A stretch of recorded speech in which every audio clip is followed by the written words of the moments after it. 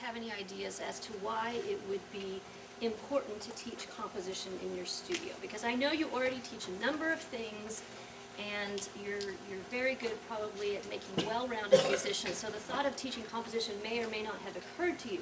So does anybody just from the outset have any ideas about why composition could be beneficial? Jean? Well, I think maybe making the theory that they're learning practical would be helpful. Yes, definitely. I'm going to talk about that, especially as one of my points. Ding, ding, ding. Anybody else?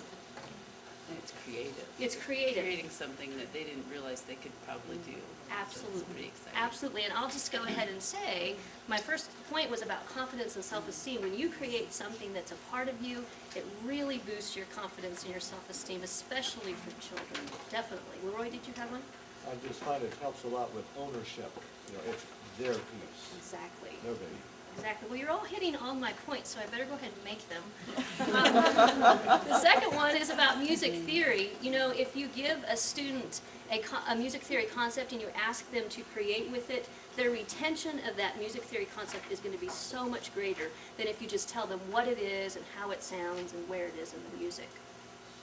The third one is a respect for details.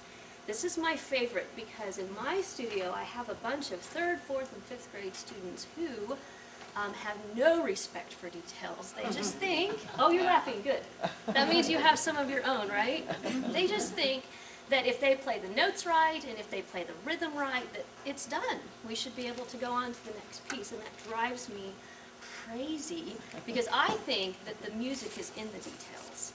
And so I've noticed that when I've given my students, especially these particular students, creative and composition assignments to do, they come back and they play their piece, and so I play it back for them. Oh, did you play it like this? And they say, no, I didn't play it like that. And they're really offended if I miss a staccato or a legato or a note or an accent, and then they show me how that they wanted it. Well, that's then easy to show them in their music, well, hey, you know, this composer really wanted something to be done here, and don't you think that's important too?